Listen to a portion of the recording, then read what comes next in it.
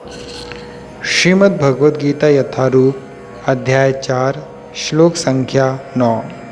जन्म कर्म च मे दिव्यम एवं यो वेत्ति तत्त्वतः त्यक्त्वा देहं पुनर्जन्म नैति मामेति सौर्जुन।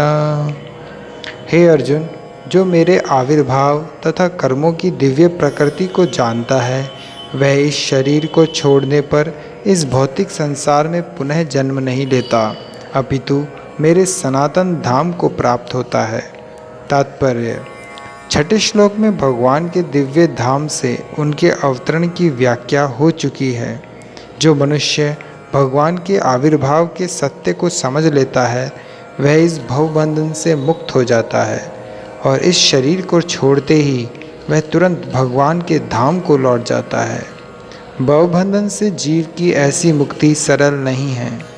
निर्विशेषवादी तथा योगी जन पर्याप्त कष्ट तथा अनेकानेक जन्मों के बाद ही मुक्ति प्राप्त कर पाते हैं।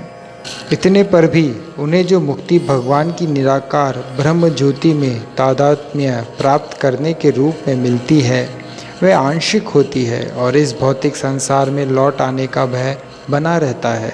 किंतु भगवान के शरीर की दिव्य प्रकृति तथा उनके कार्यकलापों को समझने मात्र से भक्त इस शरीर का अंत होने पर भगवत धाम को प्राप्त करता है और उसे इस संसार में लौट आने का भय नहीं रह जाता।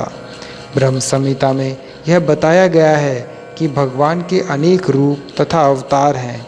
अद्वैतम अच्युतम अनादि अनंत रूपम। यद्यपि भगवान के अनेक दिव्य रूप हैं किंतु फिर भी वे अद्वैत भगवान हैं। इस तथ्य को विश्वासपूर्वक समझना चाहिए। यद्यपि यह संसारी विद्वानों तथा ज्ञान योगियों के लिए अगम्य है।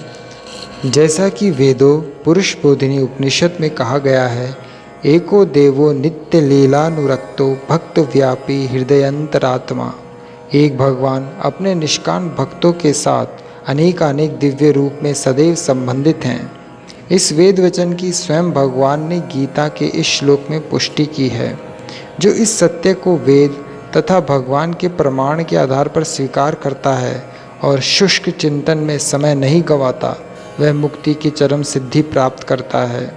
इस सत्य को श्रद्धापूर्वक स्वीकार करने से मनुष्य निश्चित रूप से मुक्ति लाभ कर सकता है।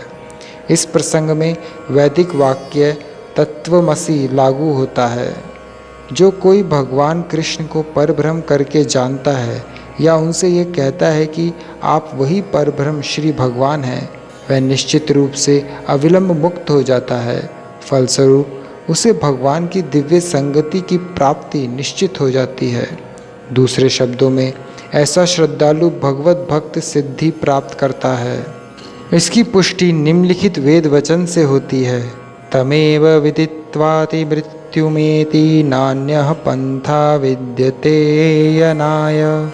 श्री भगवान को जान लेने से ही मनुष्य जन्म तथा मृत्यु से मुक्ति की पूर्ण अवस्था प्राप्त कर सकता है। इस सिद्धि को प्राप्त करने का कोई अन्य विकल्प नहीं है। श्वेताश्तर उपनिषद 3 अध्याय 8वां श्लोक। इसका कोई विकल्प नहीं है का अर्थ यही है कि जो श्री कृष्ण को श्री भगवान के रूप में नहीं मानता वह अवश्य ही तमोगुणी है और मधुपार्थ को केवल बाहर से चाटकर या भगवद गीता की विद्वत्तापूर्ण संसारी विवेचना करके मोक्ष प्राप्त नहीं कर सकता। ऐसे शुष्क दार्शनिक भौतिक जगत में महत्वपूर्ण भूमिका निभाने वाले हो सकते हैं किंतु वे मुक्ति के अधिकारी नहीं होते। ऐसे अभिमानी संसारी विद्वानों को भगवत भक्त की अहितुकी कृपा की प्रतीक्षा करनी पड़ती है। अतः मनुष्य को चाहिए कि श्रद्धा तथा ज्ञान के साथ कृष्ण भावनामृत का अनुशीलन करे और सिद्धि प्राप्त करने का यही उपाय है। हरे कृष्णा।